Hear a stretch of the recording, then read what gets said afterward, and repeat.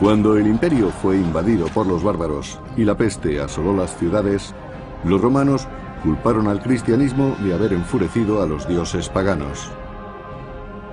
Desesperado, el emperador Decio recurrió a la violencia y sacrificó la vida de muchos cristianos para recuperar el favor de los dioses.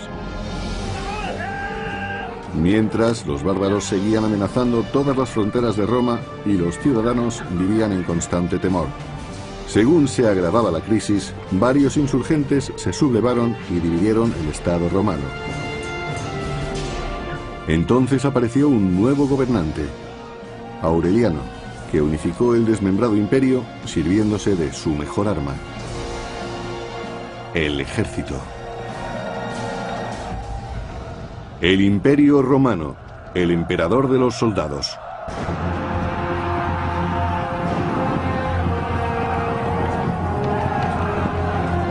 En el siglo III, el Imperio Romano se mantenía gracias a las legiones que protegían las provincias fronterizas.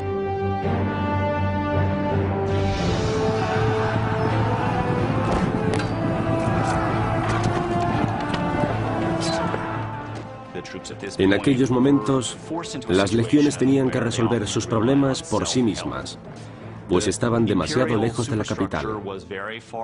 Los emperadores solo prestaban atención a los conflictos fronterizos cuando ya estaban fuera de control. En ausencia del emperador, los propios soldados arreglaban los asuntos de liderazgo. El emperador no podía estar en todas partes. Y al existir un vacío de poder, otros tenían que hacer el trabajo por él.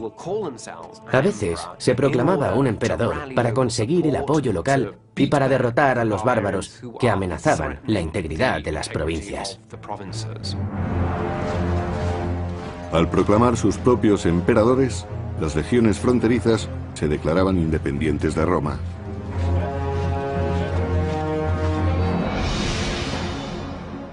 Cuando algunas legiones se sublevaron en las fronteras oriental y occidental y formaron sus propios imperios, el norte de Roma fue atacado por los alamanes. Era el año 269 después de Cristo.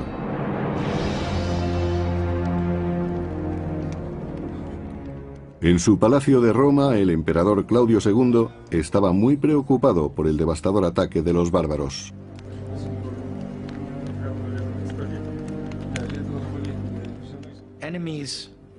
Los enemigos al norte de los Alpes hicieron algo más que invadir el Imperio Romano. Por primera vez en mucho tiempo cruzaron los Alpes y se adentraron en Italia. Claudio pidió consejo a su general de caballería, Aureliano.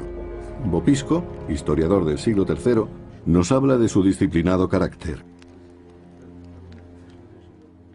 Desde muy joven, Aureliano fue célebre por su ingenio y su fuerza. Todos los días practicaba con la espada, el arco y las flechas, y también con otras armas. Aureliano hubo de probar su destreza muy pronto, cuando la situación en la frontera empeoró y el norte quedó devastado por los bárbaros. La nueva invasión aumentó el peligro de que el ejército se rebelase. Ocurría cuando un pueblo bárbaro trataba de invadir un territorio. Entonces, los ciudadanos proclamaban emperador al que fuera jefe militar de la región en ese momento. Para impedir que las legiones de la frontera norte también se sublevaran, Claudio debía detener a los invasores alamanes.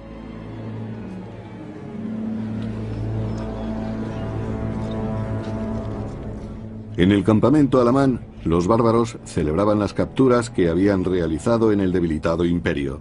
El botín incluía mujeres y niños que serían empleados como esclavos.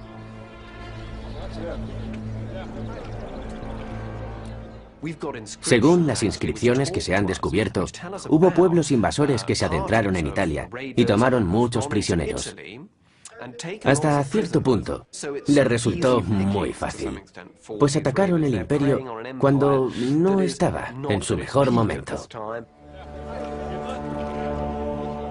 Los alamanes estaban dirigidos por enérgicos caudillos que aseguraban la lealtad de sus guerreros, recompensándolos con esclavos romanos. La codicia de los bárbaros no tenía límite.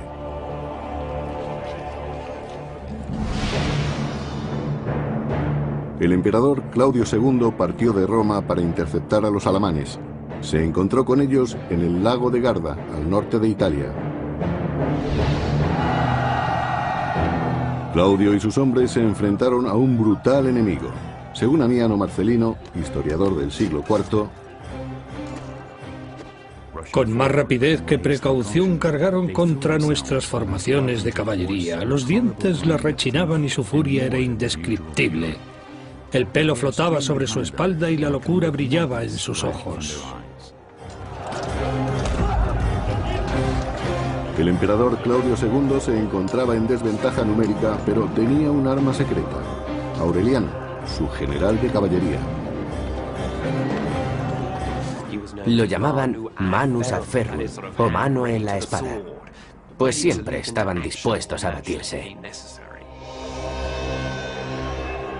Aureliano ayudó a Claudio a vencer a los alamanes. Mataron a la mitad de los guerreros bárbaros y el resto regresó al otro lado de los Alpes.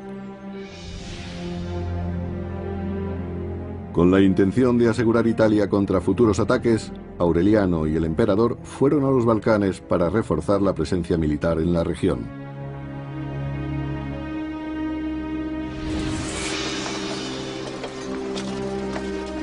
Pero mientras estaba en campaña, Claudio contrajo la peste. El reinado de Claudio fue corto, desde el año 268 hasta el 270. Obtuvo un gran éxito militar en el año 269, del que hizo mucha propaganda y del que se habló durante mucho tiempo. Pero la derrota de los alamanes no bastó para que el imperio se recuperase. Cuando el emperador Claudio murió, el trono fue ocupado por Aureliano, su general de confianza.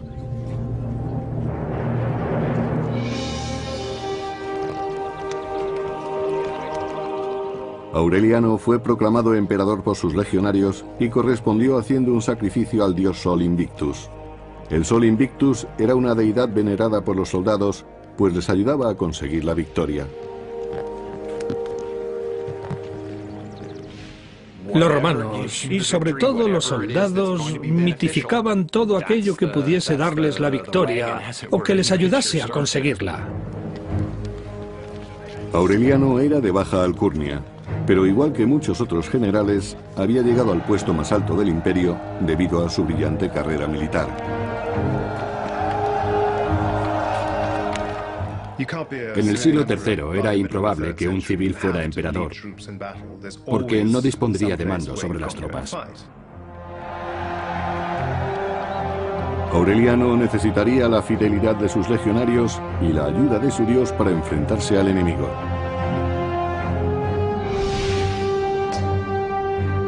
En el año 271 después de Cristo, los violentos alamanes saquearon el norte de Italia y llegaron hasta Plasencia. Aureliano y su ejército se dirigieron al oeste para detener a los bárbaros, pero el general había enviado anteriormente una oferta de negociación.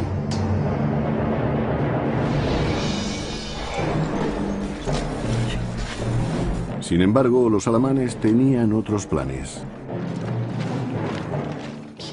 Invitó a los bárbaros a que se retiraran, pero según se dice, estos respondieron que eran hombres libres y que lucharían como hombres libres. Los alamanes se ocultaron en los bosques del sur de Plasencia y tendieron una emboscada a los romanos, provocando grandes pérdidas. En los bosques, los romanos no eran rival para los bárbaros. Los alamanes vencieron, pero el hecho de que la emboscada tuviese tanto éxito se debió principalmente a la organización del ejército romano. Sus soldados estaban entrenados para combatir y seguir sus tácticas en formación. Evidentemente, eso solo se conseguía cuando luchaban en un territorio amplio y llano, no en los bosques. Y los bárbaros lo sabían. Atrapados en el bosque, los romanos quedaron confundidos y fueron fácilmente derrotados. Para Aureliano, el resultado fue devastador. Los legionarios eran fieles a sus jefes, pero también eran muy oportunistas.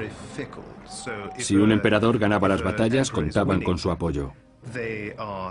Pero si empezaba a cosechar derrotas, era casi seguro que sus hombres tratarían de reemplazarlo.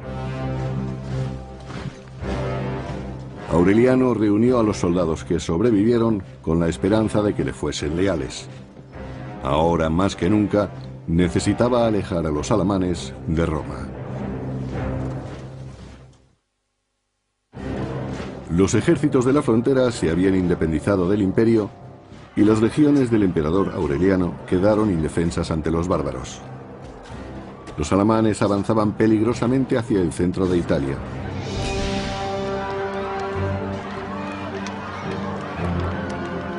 El miedo se apoderó de los ciudadanos de Roma, pues el ataque de los bárbaros era inminente. Desesperados, muchos decidieron huir. La derrota del ejército de Aureliano sembró el pánico porque ya no quedaban fuerzas importantes entre los bárbaros y la capital. Los que no pudieron escapar se amotinaron. Estaban enfurecidos por el fracaso de Aureliano, que debía haber expulsado a los bárbaros de Italia. Los habitantes de Roma no parecían comprender que habían sido muy vulnerables. Una ciudad en medio de un vasto imperio, cuyos ejércitos estaban repartidos por la frontera, eran un objetivo muy claro para los bárbaros. Pero antes de que los invasores alamanes llegaran a la capital, Aureliano pudo detenerlos en la ciudad de Fano, a 290 kilómetros de Roma.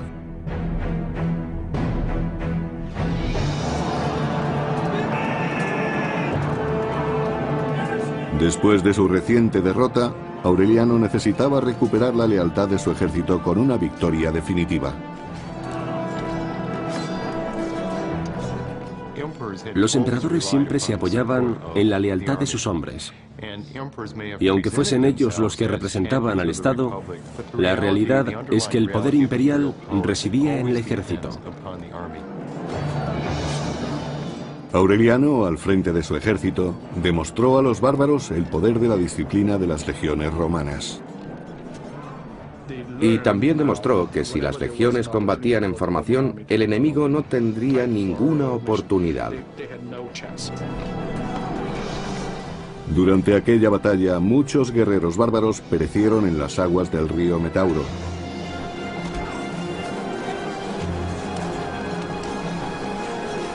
Y finalmente, Aureliano logró expulsar a los alamanes de Italia.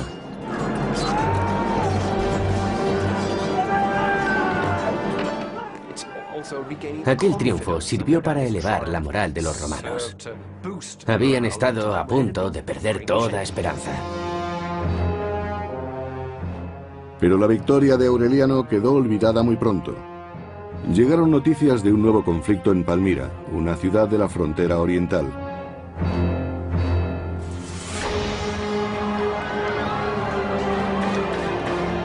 Durante más de 10 años, mucho antes del reinado de Aureliano, los bárbaros habían castigado duramente las provincias orientales de Roma, incluyendo Palmira, y ahora amenazaban con rebasar la frontera.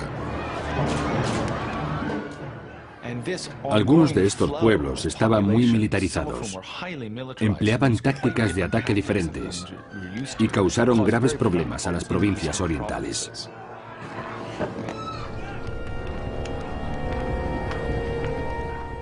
En los límites del desierto de Siria, lejos de Roma, la población de Palmira se enfrentó sola a la derrota de su ejército. Los bárbaros no dudaron en aprovechar la ausencia del emperador. Hicieron retroceder las fronteras y se dedicaron a extorsionar a los romanos de la región. Y tuvieron éxito. Muchos de los habitantes de Palmira murieron a manos de los bárbaros, pero la ayuda de Roma nunca llegaba. En algunas regiones, los habitantes vivían bajo la amenaza de una invasión y querían estar más protegidos. Por eso, los jefes locales se hicieron cargo de las funciones que el emperador no podía asumir. El ejército de Palmira decidió sublevarse y se hizo con el poder.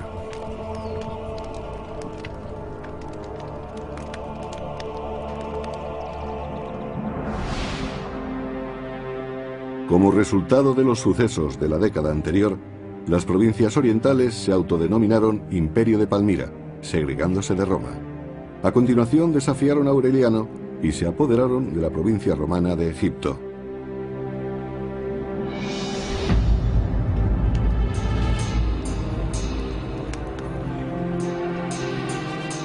Las fértiles tierras de Egipto pasaron a manos de la reina de Palmira, Zenobia. Es fascinante que una mujer oriental llegase a tener tanto poder, tanta influencia. Fue como otra Cleopatra. En cierto modo, quiso emular a la mítica reina. Cuando Zenobia se apoderó de Egipto, trató de reconciliar bajo su mando a los ciudadanos de esta región.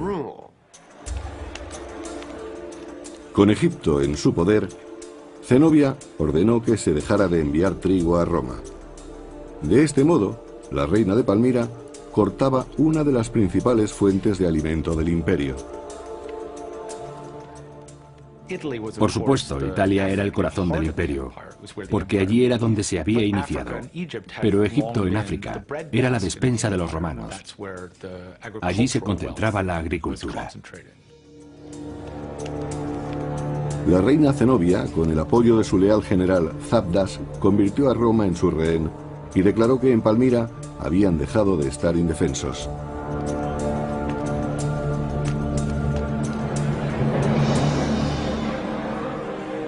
La actuación de Zenobia tuvo una grave repercusión en Roma. Aureliano fue testigo de la desesperación de su pueblo, que empezó a pasar hambre, y ordenó a sus soldados que compartieran el pan, pero no fue suficiente. Egipto era el granero de Roma, y la interrupción de sus envíos representaba una amenaza para cualquier emperador, sobre todo si estaba en deuda con el pueblo.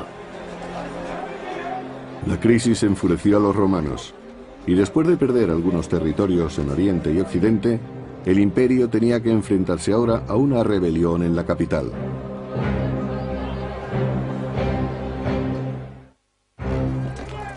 Después de salvar a Roma de los alamanes, el emperador Aureliano tenía que resolver un nuevo problema. Zenobia había usurpado Palmira y había cortado los suministros de trigo egipcio. Los ciudadanos de Roma se enfrentaban a la hambruna. Y el pueblo romano se rebeló contra su emperador. Fue una rebelión masiva.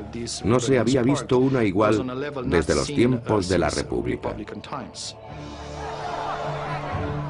Aureliano se vio obligado a enviar a sus legiones contra los insurgentes.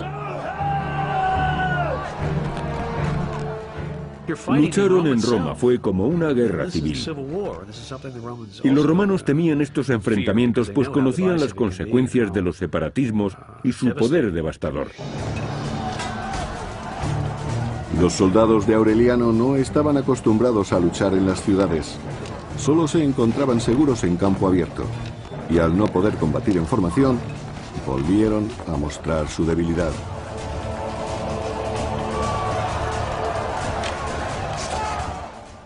La lucha se desató en la misma ciudad, y para los legionarios de Aureliano debía de ser un escenario muy extraño. Las batallas de la antigüedad no se solían librar en las ciudades ni entre las calles, porque allí, debido a su entrenamiento, los soldados encontraban grandes dificultades. Finalmente, Aureliano consiguió sofocar la rebelión. Según Eutropio, historiador del siglo IV, Aureliano consiguió reprimirlos y varios nobles fueron condenados a muerte. El emperador no fue conciliador, sino cruel y sanguinario. Pero era el dirigente que los tiempos requerían. Aureliano ejecutó a los jefes de los rebeldes, recordando al pueblo quién mandaba en Roma.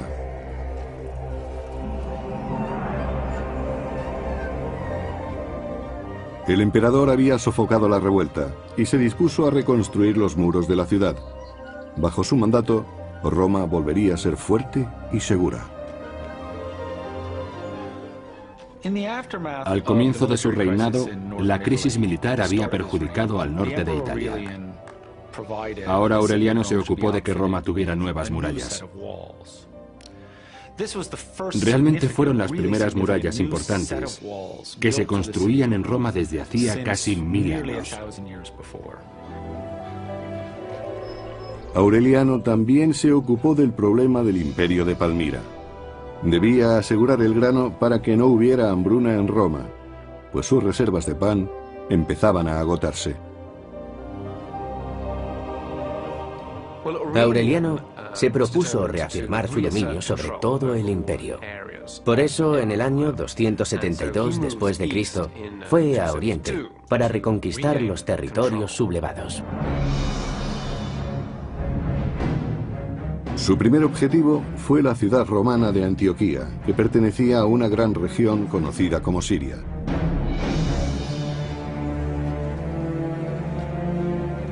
Antioquía tenía un valor inapreciable para Roma como centro de negocios. Pero ahora, bajo el dominio del imperio de Palmira, se había convertido en un refugio conveniente para la reina Zenobia. Zenobia sabía que Antioquía sería la primera ciudad en ser atacada.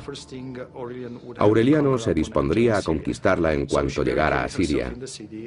Por eso la reina envió al general Sabdas cerca del río Orontes, al oeste del lago de Antioquía. La reina Zenobia estaba tranquila. Sus ejércitos llevarían la guerra fuera de las murallas de la ciudad.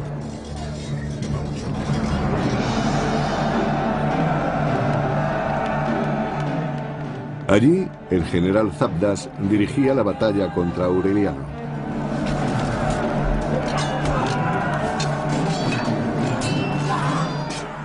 Los romanos avanzaban en formación cerrada. Con esa táctica debían encontrarse frente a frente con su enemigo para poder herirlo. Era más fácil cortar las extremidades o alcanzar la cabeza. Pero las legiones flaquearon ante los soldados de Palmira. La única oportunidad de Aureliano era superar en la maniobra al general Sabdas. Durante la batalla, Aureliano improvisó un plan. Ordenó a su caballería ligera que fingiese huir. Es lo que más tarde se denominaría como falsa retirada. La caballería ligera de Aureliano simuló huir. Esperaban que los palmirenses les persiguieran y dejaran desprotegido el camino. Entonces la caballería dio la vuelta y aplastó a los rebeldes. La caballería de Palmira quedó totalmente destruida, dejando libre el camino a Antioquía. El general Sabdas ordenó a los soldados que habían sobrevivido que se retiraran. Zenobia y sus generales se apresuraron a ir a Palmira. Aureliano trató de alcanzarlos. Quería capturar a la reina antes de que entrara en la ciudad.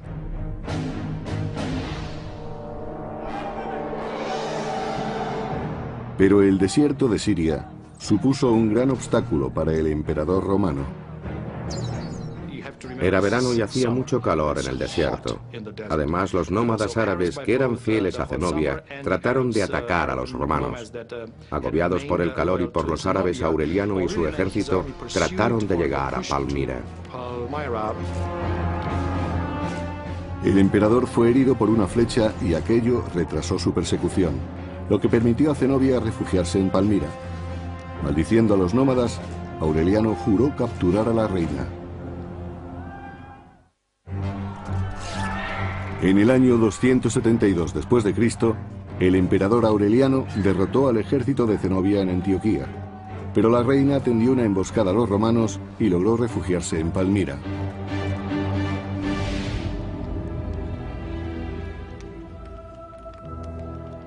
Finalmente, Aureliano sitió la ciudad y exigió a Zenobia que se rindiera. Ella le respondió desafiante, al estilo de Cleopatra. Cualquier cosa que se consiga en la guerra tendrá que conquistarse con valor. Exiges mi rendición, pero sabes que Cleopatra prefirió morir como reina antes que ser sometida. Yo tampoco dejaré que mi posición y mi cuna sean despreciadas. A pesar de su arrogancia, la reina sabía que no estaba segura en la ciudad y rápidamente se dispuso a escapar. Palmira no estaba preparada para soportar un asedio. Sus murallas se habían construido muy deprisa y además Aureliano tenía partidarios dentro de la ciudad. La reina Zenobia y su general Zabdas huyeron durante la noche. De nuevo lograban escapar de Aureliano.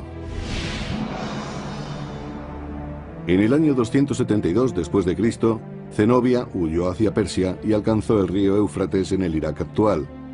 Pero los soldados de Aureliano seguían de cerca sus pasos. En la orilla del Éufrates, la reina ofreció oro al barquero para que la ayudara a cruzar el río. Pero los romanos estaban cerca y sus riquezas no pudieron salvar a Zenobia. Fue capturada por la caballería romana. La reina, sus consejeros y sus generales eran prisioneros de guerra y tuvieron que ir a juicio. Zenobia viajaba atada y sabía que muy pronto estaría ante la presencia de Aureliano.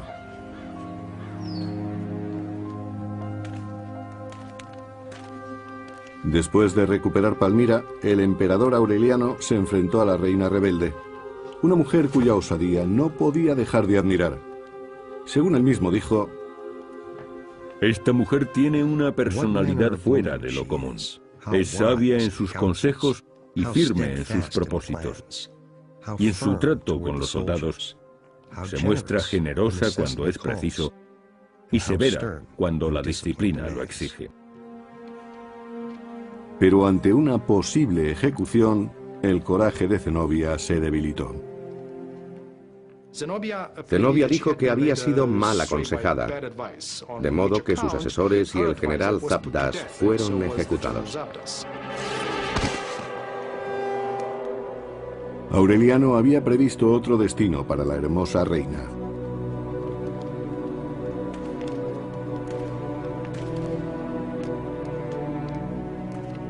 Pero antes de salir de Palmira, el emperador visitó un templo para rendir tributo a su dios.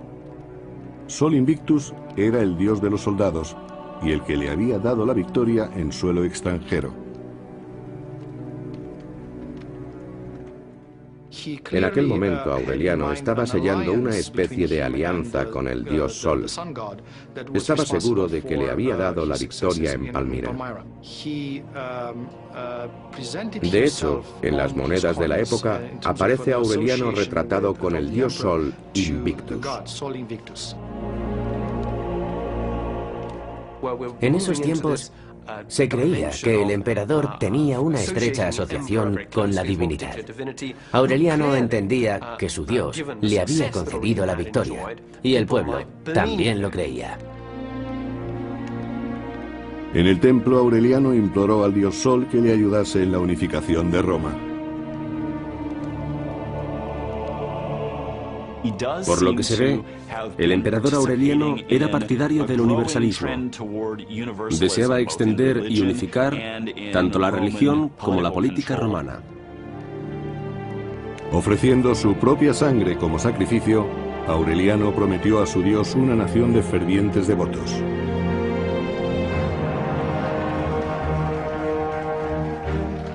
Se recuperaron las provincias de Oriente y los envíos de grano llegaron de nuevo a Roma. Aureliano fue recibido triunfalmente en la capital. Los romanos asociaron su persona con el fin de las catástrofes militares. Es cierto que el imperio volvía a recuperarse, pero siempre había vuelto a caer en nuevas derrotas. Aureliano tenía planes en Roma. y ya sabía cómo emplearía las riquezas traídas de Oriente. Implantaría a Sol Invictus, dios de los soldados, como deidad única en el imperio, y se apresuró a construir un nuevo templo. Equiparó el nuevo culto con la religión estatal de Roma. Construyó un magnífico templo dedicado al sol y lo adornó con el botín traído de Palmira. Pero la religión tendría que esperar. Aureliano debía enfrentarse a más pueblos antes de que el imperio se recuperara totalmente. En el norte, los territorios romanos de la Galia y Bretaña también se habían sublevado. Las regiones fronterizas habían proclamado el Imperio Galo.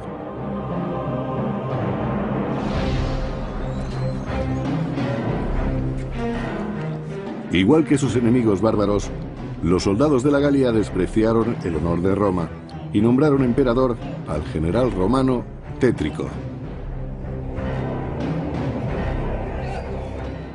Por todas partes surgían ejércitos que proclamaban emperador a su general, y después competían entre sí. El vencedor sería el emperador legítimo. Naturalmente, la segregación del Imperio Galo preocupó a los ciudadanos de Roma. Fue una gran pérdida. Resultaba humillante que una porción tan extensa del Imperio Romano hubiese decidido desligarse de la capital.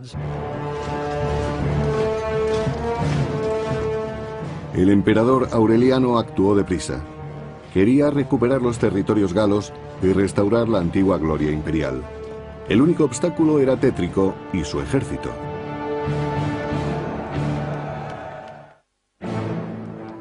Después de derrotar a la reina Zenobia y reconquistar las provincias orientales, Aureliano juró que vencería a Tétrico y recuperaría también los territorios occidentales. Después, unificaría a todos los romanos bajo un solo dios, Sol Invictus, el dios de los soldados. En el año 274 después de Cristo, el Imperio Galo comprendía la Galia y Bretaña.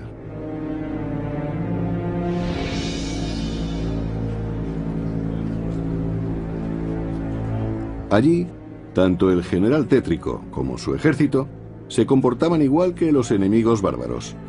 Sin disciplina alguna, se deleitaban torturando a los prisioneros. La posición de un general convertido en emperador era muy peligrosa, pues debía ese cargo a sus soldados. Y una vez en el poder, era muy difícil mantenerse. Debía evitar los posibles conflictos con otros generales, especialmente con aquellos que también querían convertirse en emperadores. Tétrico no podía mostrar ninguna debilidad ante sus tropas.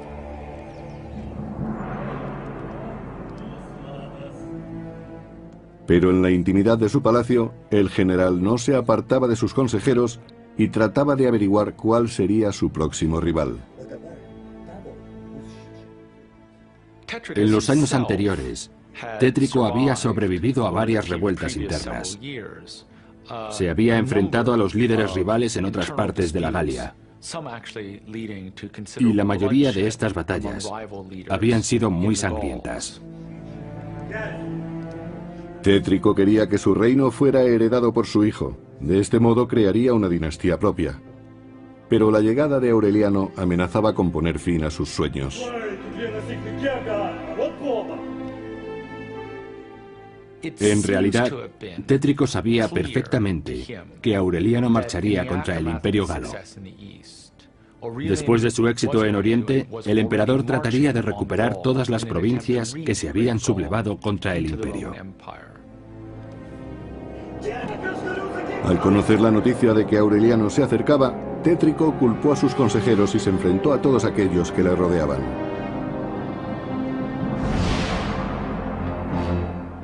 En el año 274 después de Cristo, Aureliano llegó a Chalons, en la Galia.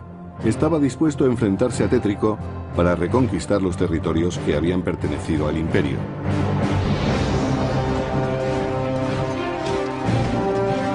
Finalmente, Aureliano y sus legionarios se enfrentaron a Tétrico en los bosques de Chalons. En esta ocasión, las legiones de Aureliano utilizaron más caballería de la que habían empleado hasta entonces. Respecto al ejército de Tétrico, todavía contaba con algunas legiones importantes que estaban guardando la región del Rin. Fue una batalla entre fuerzas muy similares y con un armamento similar. Debió de ser muy sangrienta y devastadora. El ejército de Tétrico se enfrentó a la furia de Aureliano. Habían osado proclamar otro emperador, de modo que se habían convertido en la amenaza principal. Parte de la crisis del siglo III se debió al papel tan importante que jugaba el ejército. El hecho de que pudieran elegir emperador era algo nuevo. Pero hacía mucho tiempo que el imperio estaba constantemente en guerra y el ejército había adquirido mucho poder. Los soldados consideraban que tenían derecho a elegir emperador e imponerlo. Aureliano no podía consentir semejante afrenta, y cuando el ejército de Tétrico cayó derrotado, ordenó que los rebeldes fueran ejecutados sin piedad. Según algunas fuentes, Tétrico sabía que iba a perder, incluso antes de la batalla. Sin embargo, decidió que tenía que luchar hasta el final. Aquel triunfo fue la culminación de los esfuerzos de Aureliano para reunificar el imperio. Finalmente, había hecho prisionero al usurpador, Tétrico.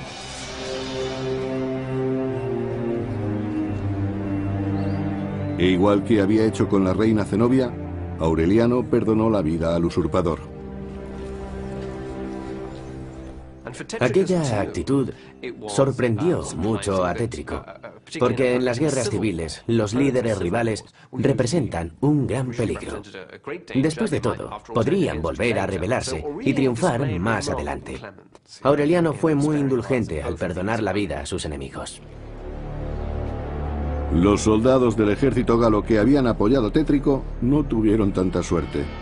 Habían proclamado un emperador rival y pagarían su traición con la muerte. Aureliano imponía una disciplina férrea. No toleraba los motines. Era muy severo, pero los soldados lo respetaban. Para que sus legionarios siguieran respetándolo, Aureliano sabía que debía mostrarse inclemente con los soldados rebeldes. Por eso, ninguno fue perdonado. Aureliano fue un militar excepcional, aunque implacable en muchos casos. Quizás tuvo que serlo. Sin embargo, con su peor enemigo, Tétrico, se comportó de un modo extremadamente generoso. Después de recuperar la Galia, Aureliano regresó como vencedor a Roma.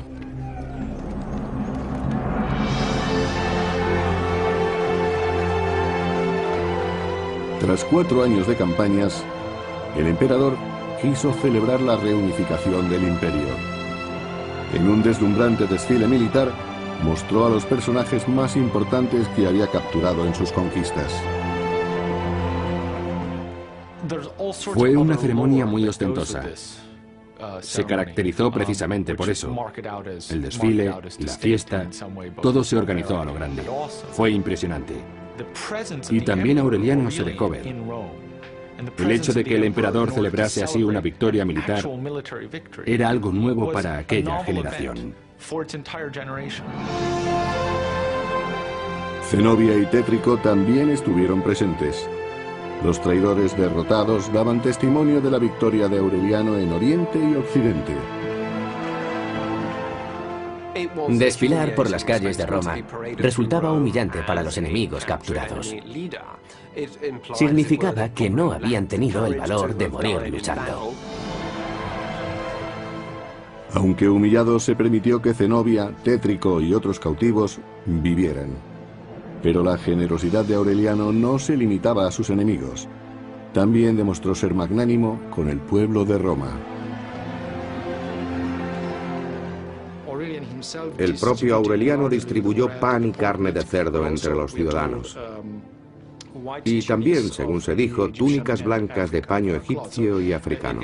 En realidad fue una gran demostración de poder.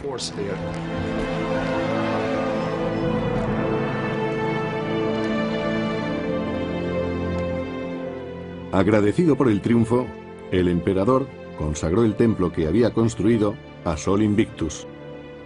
Consideraba que el dios de los soldados le había hecho invencible. Según los expertos, Aureliano quería conseguir el favor de los pueblos del imperio por razones políticas y religiosas. Estos dos motivos solían ir unidos en la mente de los romanos.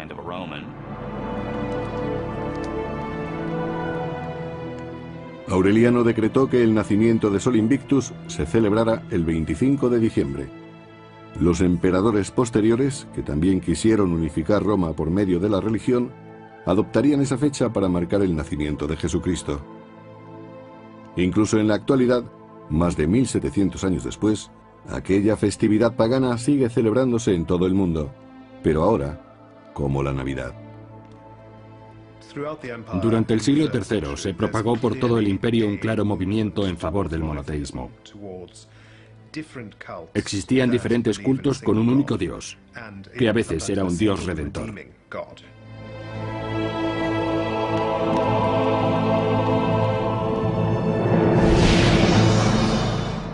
El imperio romano, ahora unificado, se extendía desde Palmira hasta Bretaña, pero en el año 275 después de Cristo, los bárbaros volvieron a sembrar el pánico en el este. Aureliano condujo entonces su ejército a Tracia.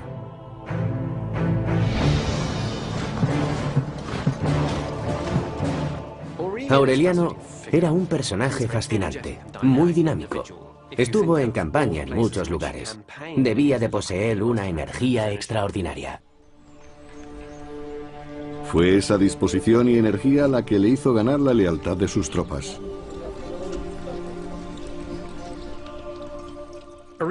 Aureliano fue un buen jefe militar y ganó muchas batallas. Conocía a sus soldados y trabajaba bien con ellos.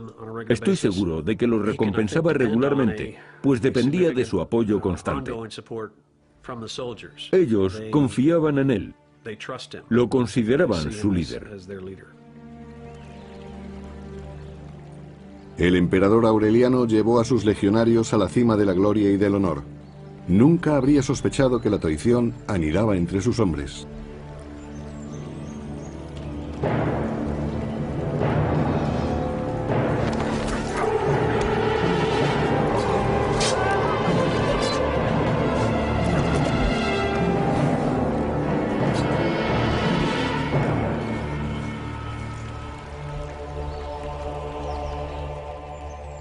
El asesinato de Aureliano es difícil de explicar, sobre todo porque cosechó muchas victorias. Supuestamente, los soldados deberían estar satisfechos con su éxito y recompensas. Aquella traición conmocionó a todo el imperio. La noticia de que el emperador había muerto fue recibida con incredulidad y dolor. Lo enterraron en el mismo lugar donde fue asesinado. La ceremonia fue opulenta y solemne.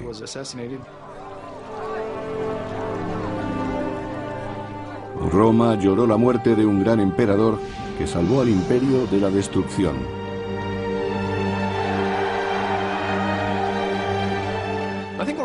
Aureliano es tan importante en la historia de Roma porque consiguió la recuperación del imperio. Puede decirse que gracias a él, el Estado volvió a la vida. Y además fue capaz de derrotar a los sublevados y de reconquistar los territorios. Pero ni siquiera el dios de los soldados pudo protegerlo del acero de los traidores. Y el imperio que tanto le había costado reunificar volvió a fragmentarse. Quien se sublevaran, Claudio debía detener a los invasores alamanes.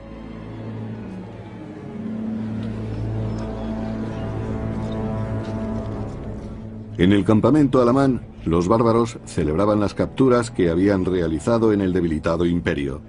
El botín incluía mujeres y niños que serían empleados como esclavos.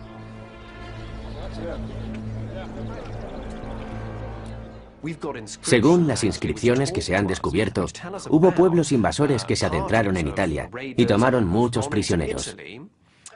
Hasta cierto punto, les resultó muy fácil, pues atacaron el imperio cuando no estaba en su mejor momento. Los alamanes estaban dirigidos por enérgicos caudillos que aseguraban la lealtad de sus guerreros, recompensándolos con esclavos romanos. La codicia de los bárbaros no tenía límite. El apoyo local y para derrotar a los bárbaros que amenazaban la integridad de las provincias. Al proclamar sus propios emperadores, las legiones fronterizas se declaraban independientes de Roma.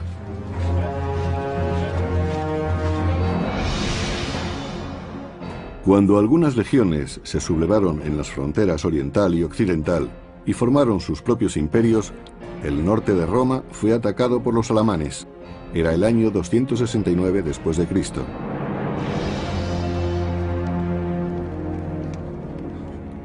En su palacio de Roma, el emperador Claudio II estaba muy preocupado por el devastador ataque de los bárbaros.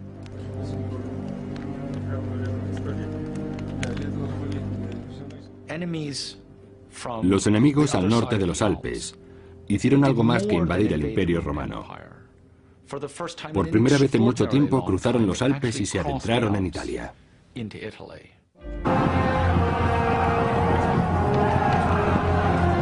En el siglo III, el Imperio Romano se mantenía gracias a las legiones que protegían las provincias fronterizas.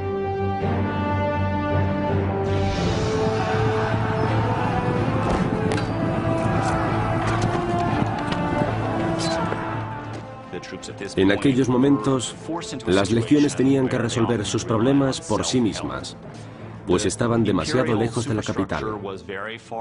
Los emperadores solo prestaban atención a los conflictos fronterizos cuando ya estaban fuera de control.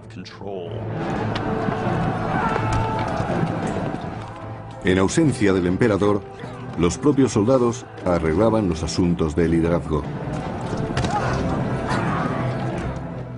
El emperador no podía estar en todas partes. Y al existir un vacío de poder, otros tenían que hacer el trabajo por él. A veces se proclamaba un emperador para conseguir... Claudio pidió consejo a su general de caballería, Aureliano. Vopisco, historiador del siglo III, nos habla de su disciplinado carácter. Desde muy joven, Aureliano fue célebre por su ingenio y su fuerza. Todos los días practicaba con la espada, el arco y las flechas, y también con otras armas. Aureliano hubo de probar su destreza muy pronto, cuando la situación en la frontera empeoró y el norte quedó devastado por los bárbaros. La nueva invasión aumentó el peligro de que el ejército se rebelase. Ocurría cuando un pueblo bárbaro trataba de invadir un territorio. Entonces, los ciudadanos proclamaban emperador al que fuera jefe militar de la región en ese momento. Para impedir que las legiones de la frontera norte también...